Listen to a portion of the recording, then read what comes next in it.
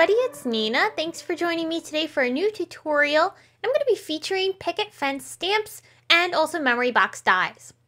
I have these two new stamp sets from Picket Fence, which is the Isabelle Girl and the Just Because stamp set. I'm going to be using both of these on my card today.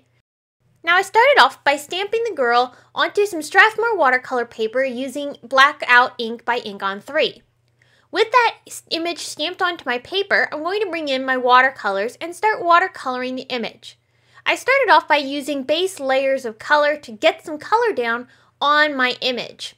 I'm going to be building up some layers, but I'm going to be using some texture today. Instead of creating a more detailed look, I want to have a more loose and textured effect.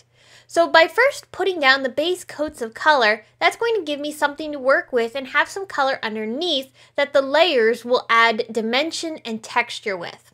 It's going to also add a lot of nice contrast because we're not going to be blending out the edges, and instead we're going to have those hard edges giving us that really fun effect. I really love this image from Picket Fence stamps. Picket Fence is a newer company, and I'm really excited to be working with some of their stamps because they have some amazing designs. This particular girl image really reminds me of myself, and so I wanted to color her in colors that I felt like I would wear and in styles that I would wear too.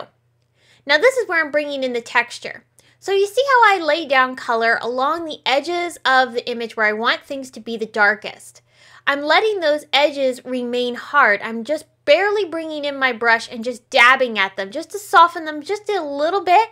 But I don't soften them much, and that's giving me that really fun texture on her pants. We're going to be adding that throughout the image.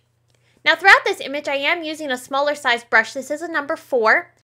For her hair, I'm going to work with that in stages because I want that to keep some detail and I don't want to lose too much of the highlight that I have from my lighter color.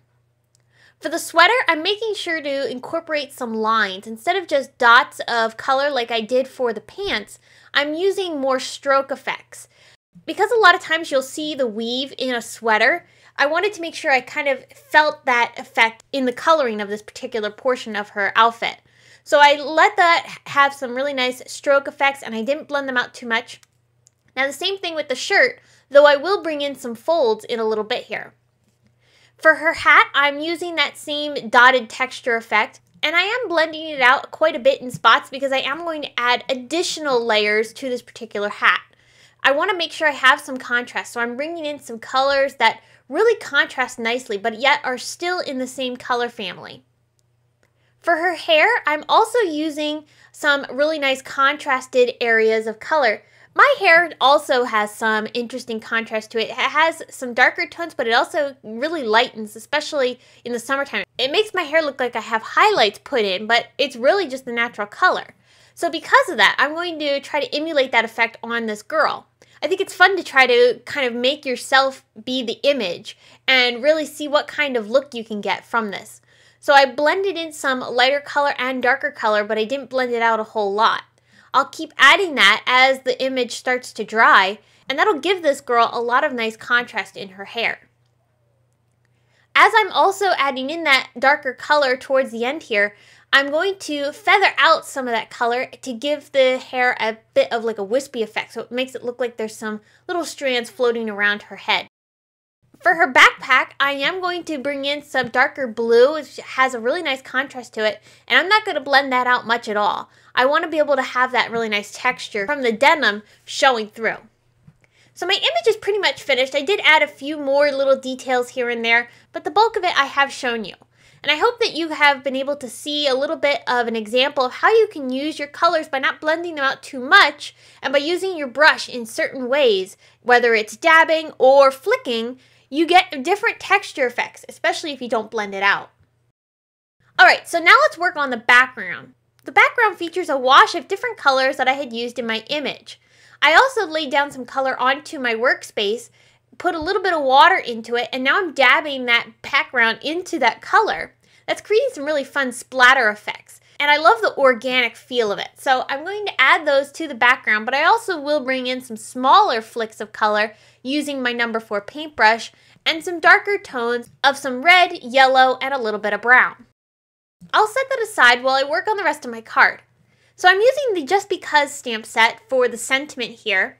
I'm stamping that in some Merlot ink from Simon Says Stamp, and I'll fussy cut this sentiment out after I've stamped it a couple of times. That gives me a beautiful reddish toned sentiment that matches really well with the colors that I have in my card. So after I fussy cut this sentiment out, I will add this onto my card, but first I need to die cut this background that we've created and which is now dry with the Memory Box Summer Meadow Collage die. I'm also going to cut it with the Memory Box Wrap Stitches Rectangle die. And once I've run both of these through my Platinum 6 machine, that leaves me with this gorgeous background that's cut into my panel. Now do save that large negative piece that I just pulled out of the background. That's going to go into the center of this card. All of the negative spaces around the butterflies and the flowers, those particular pieces I am not going to fit back in place. But that middle portion I want to set back in there. And both that frame and the middle portion are attached down onto some Gina K cardstock using foam tape. That gives it a nice bit of relief off of that red, and now I'm going to add the girl on top of that using, again, another layer of foam tape. Now I didn't have a green color of cardstock that matched well with the pants, so instead I'm going to bring in a Copic marker and color my own cardstock. I'll stamp a sentiment that's from another Picket Fence stamp set, and before I add it to my card, I'm going to add some texture. Have you ever used this Tim Holtz Tonic Distressor? This little tool has a blade around the edges, and you can fit your cardstock into the little notches of the tool and rub your tool across your paper to give it a rough texture. I really have loved using this tool. I've used it on a few cards lately, and it's really fun to give your card a more organic feel. This really matches nicely with this particular card, which has a very loose style of coloring. I'm going to add some butterflies using the Flickering Butterfly die set from Simon Says Stamp and Memory Box. It's a collaboration die that Memory Box designed for Simon. And I did cut these from a few different colors of orange, yellow, and red cardstocks. These are all Gina K cardstocks, and I really love these colors. Now, I realized that I didn't add a ground for my girl to sit on, so I'm just going to bring in my watercolors once again and blend out some brown colors to be an area for the girl to sit on. So at this point, we're almost done, except for a few minor little details.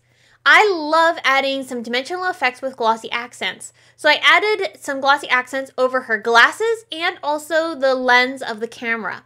That gives it a really nice, realistic feel. For the inside of the card, I'm going to stamp the girl using some clear embossing ink to get a watermark effect. And then I'm going to use a sentiment here from the Mom's Clematis stamp set that I designed for Simon. This particular stamp set has a ton of sentiments that I created specifically that could be used with or without the word mom. So you could use these sentiments on cards other than for mom. I stamped that onto a piece of orange Gina K cardstock with some Merlot ink. And then I'll go ahead and pop this up off of the inside of my card, which I also added some splatters onto. So that's going to finish off this really fun, loose watercolored styled card, which has a lot of contrast and some beautiful texture because of the way we used our brush to create those really great hard lines and brush strokes. I hope that this card has inspired you to use some of these new products from Picket Fence and Memory Box. If you enjoyed this card, I hope you'll stop by my blog to get more information, more inspiration, and also see the still pictures of the finished card. On screen are 2 more videos you might like, and you can hit the subscribe button to stay up to date on all my latest videos. Thanks for tuning in. I'll be back again very soon with more inspiration for you. But until next time, I hope you have a great day. Bye!